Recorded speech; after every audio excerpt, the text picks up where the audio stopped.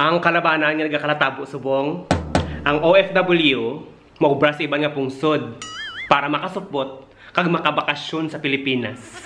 Gani, partido PPP kung ko plaster pamati kay subong nga punto por punto. Ang aton topiko, ano bala ang rason kung nga ang isa ka OFW pila ka tuig kag hindi na lang magpuli sa Pilipinas, kag ang iban hindi na gid gusto magpuli sa Pilipinas? Ano bala ang mga rason? Una nga punto, isa sa mga rason kung nga ang OFW mabudlayan magpuli sa Pilipinas tungod sang expectation. Expectation halin sa pamilya, mga abyan, paryente, kag biskan tupad balay nila. Ang masubo, kaysa pag-imo lakat, wala sang may nagdulong. Pero sang magpapuli ka na, tanan sila nagahulat sa imo para sa ilang nga pasalubong. Tani magbago ng mindset. Bag-o ng aton mindset. Nga mag-abot sila, inyo kamustahon. Kamustahon kung ano blang inaubra. Kung ano kabudlay sang ilang ubra. Hindi kay bago ka pala kamo nakitanay, mangayo ka na imo sang imong pasalubong. Wala labot sina, mangayo ka magpalibre ka pa sa ila. Ikaduha nga punto, ang pagpuli sa Pilipinas kabudlay. Ilabi na gid kung isa na kamo kapamilya. Pares kabi, duha kamo mag-asawa, may duha pagi kamo kabata. Kung magpapuli sa Pilipinas, ang plite ninyo pilana.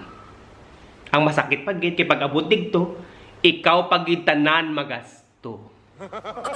Tani, kaya ang kwarta nga ginakita nila sa gwa, ginapadala sa inyo bulan-bulan. Kung magpuli sila, time naman nila mag-relax. Serbisyuhan ninyo. Kag kamong bahala sa ila. Kaya siyempre wala sila sinuptan. Kaya ang kwarta, bulan-bulan ginapadala. Kaya ano pag ina-expectar ninyo nga dalon nila?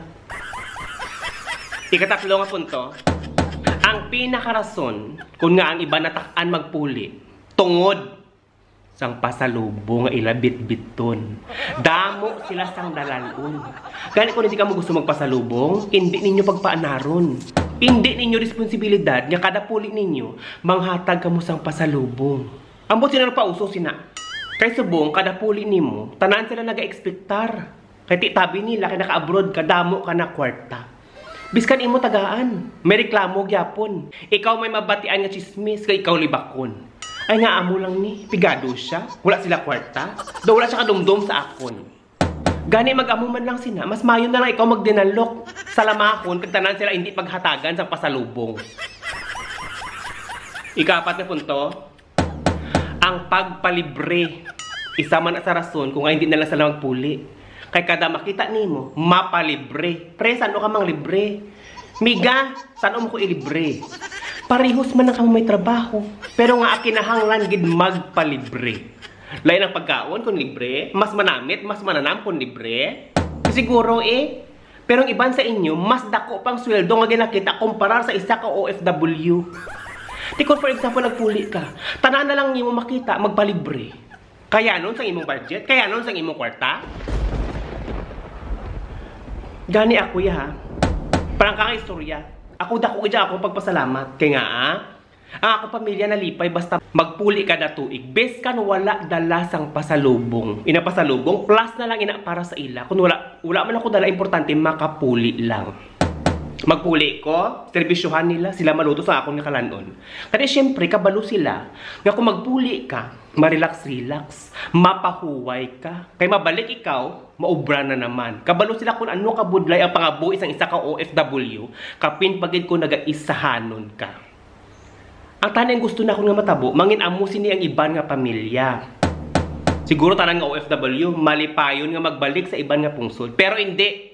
Kaya nga, depende sa ginakinahanglan sang tagsa-tagsa. Mayroon iban nga OFW, doble kayod para magpadala. Naga-part-time, wala nagatulog para dako ang ila ipadala. Mas pilion nga mag-ubra kaysa magbakasyon para mas dako ang kwarta nga mapadala nila. Ganit sa nagapamati nga may pamilya, magulang, utod, pakaisa pa rin timiga nga OFW, kung kamo ginapadalhan, tipigan ina. Kung kamo ginapa-eskwela, eskwela sang maayo. Kung ang kwarta para sa negosyo, gastoson sang insakto. Kaya ang kwarta ginapadala, hindi basta-basta. Ang kwarta, ginpangabudlayan. gen pamalhasan, wala gen tulugan para inaipadala sa inyo. Kaya ang isa ka OFW, ginahimo ang tanan para mangin maayo ang pagpangabuhi ninyo.